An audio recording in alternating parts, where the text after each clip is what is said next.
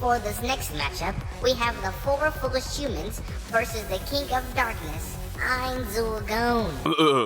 Lord Ainz, we ask for your forgiveness.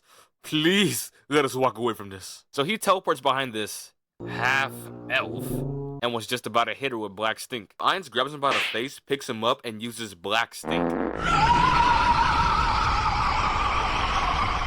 You know, the last time I talked about Ainz, it was when a whole bunch of adventurers ran into Nazarick and, you know, they got murked. But after watching Overlord the Sacred Kingdom, it got me really wanting to talk about Ainz once more. So that's what I'm about to do. This blonde dude, Jeknir, I think that's how you say his name, he's over here stressing because Ainz became a big thorn in his side. His hair falling out and everything. He's probably in his 20s and he already balding. All because last season he asked him to use his strongest spell. And let me remind you, it murked an entire army. And not only that, he used their corpses and turned them into something I would see in my nightmares. And Ainz talking about how summoning 5 is a new record. Yeah, if you thought Rimuru destroying an entire army by himself was bad, just look at this. Mind you, Jeknir asked for this. And these knights over here are shaking in their armor, bro. And they're allied with Ainz. Now, Ainz did something that would have had me retiring from ever being a knight again. Bro removed his disguise, showing his skeletal body, raises his arms, and says, "Everyone applaud." Is this nigga serious? I've broken a new record and single-handedly destroyed your enemy forces. The least you can do is applaud!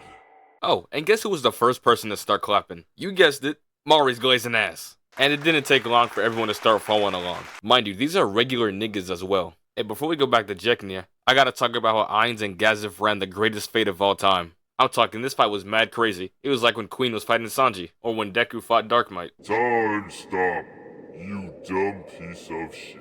Jikai no Jimoni, tonight el ku beki datsuta. Baka, brako stinku. That's right. Ainz casted a time spell, walked over to him, and murked him just like that. Diabolical. And that's why Jeknir is completely perplexed. Now that you understand the reason why, now we can cut back to the present and see what's going on. So Jeknir is currently attending a big Colosseum match, and he currently has 4 priests he's meeting with. And I'm pretty sure they're here to discuss, you know, the Ainz problem. Now before they can actually start the discussion, the announcer was talking about the matchup. We are reintroducing the Warrior King. And of course, they're about to announce who he's going to be fighting, and Jeknir did not know exactly who he was going to be matched up against. And the person the Warrior King will be fighting today, you heard his name before, the Sorcerer King Ainz. What? Oh, hell no! Oh, hell no! And it was Repsum there. You know Jeknir was about to piss himself. And I don't blame him. Ainz is a threat, and he heard this man's name on the announcement. And he's having a meeting with these important people too. The moment I heard the word Ainz, I would have dipped already. You would never see me again. And on Jeknir over here about to have a panic attack. Where is security? Jeknir rune for Lord El Nix.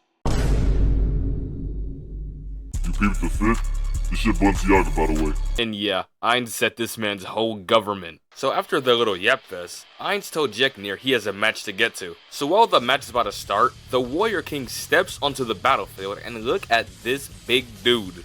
Lord have mercy. Mind you, this match is melee only, and Ainz promised not to use magic. And mind you again, Ainz is a mage class. So they start introducing themselves. I am the war troll, known as the Warrior King. And I am Ainz, the Sorcerer King. So they made a deal. If Ainz wins, the Warrior King will join his ranks. And if the Warrior King wins, he gets to eat him? Can bro not see he's made out of bones? How exactly is he gonna eat him? Stupid ass troll. So they get to the scrap and the Warrior King strikes first. Are you serious right now, bro? And Ainz dodges that no problem. Also, look how he did, bro. Bro ran up and slammed his weapon down, went on the side of him and touched him with black stink.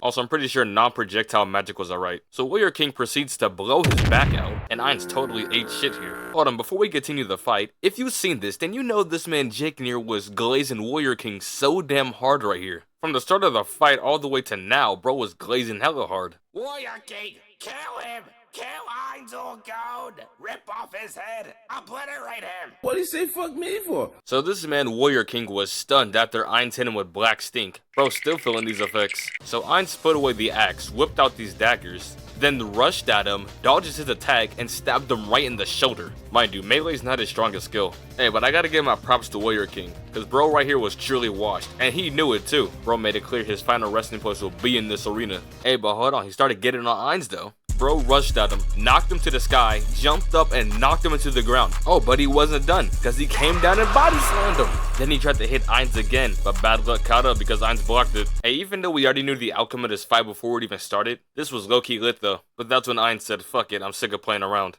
Bro walked up to him so casually. The Warrior King struck him twice in the head and them shits did nothing. It was literally the equivalent to Batman punching Superman with no plot armor. And this man Warrior King was baffled. So Ainz then walked up to him and started rubbing his body with black stink. And he was in sheer pain. And now here comes one of the best parts in this fight right here. So Warrior King asked Ainz a question that he wanted to hear the answer to.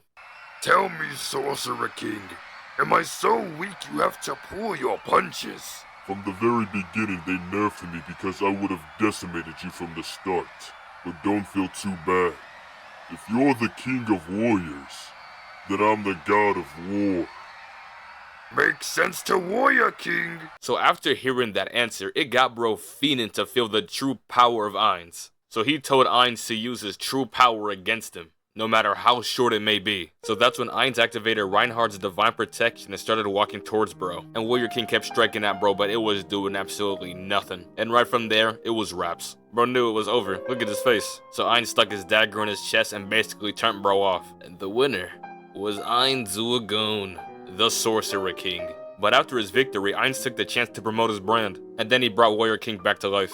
But holy shit, bro, there's a reason Ainz sometimes pisses me off. Bro flew up to Jeknir and said, either of us could have won. The fuck you mean either of us could have won? Who are you trying to fool here? Please tell me, who? Me? The audience? Jeknir? Who's that Pokemon?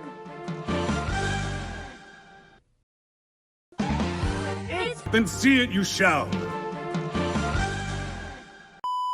Oh man, oh man, oh man, oh man. Now that we've gone over the arena, we have to talk about when Ainz used his forces to absolutely destroy the Riestius kingdom.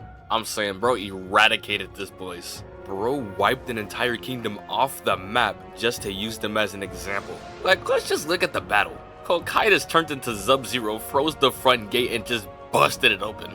Then they started using dinosaurs to wipe out the enemy soldiers.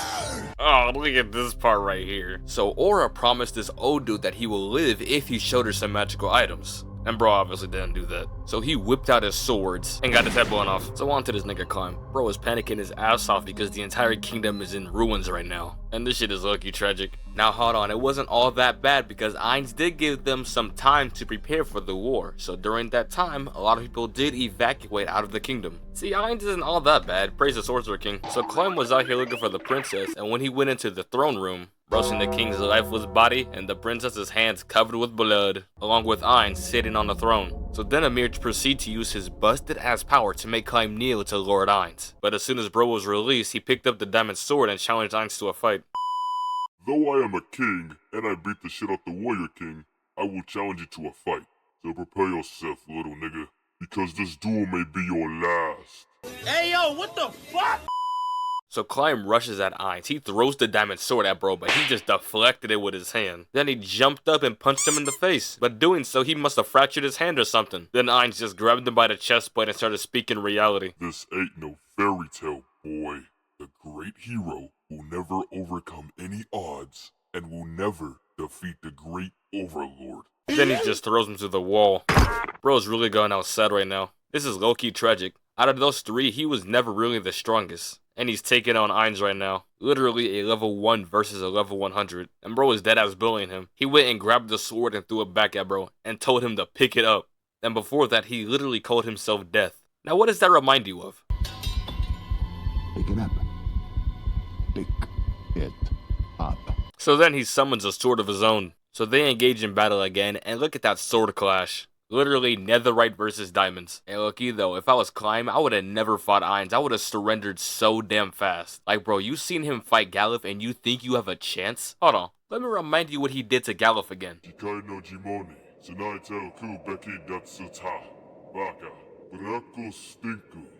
Climb a better man than me, cause I would have said forget the princess and walked right out the door. So they're clashing and bro is trying his absolute hardest to keep up right now, but it is no use. Now but hold on a second. Bro kept something hidden from us. Bro pulled out this ring that's able to push human boundaries, and bro activated it. But I ain't gonna lie, that shit was doing nothing, cause Ainz still blocked that shit. So he tried to stab Ainz right in the core, but bro just grabbed it and slashed the shit out of bro's shoulder. But Ainz low-key got bored of this fight and said, I'm ending it right now. Bro used the force and destroyed bro's heart. And damn, Ainz is still a menace till this day. And that's why he's one of my favorite characters. I low-key love talking about Overlord, but peace out to all y'all. Bye-bye.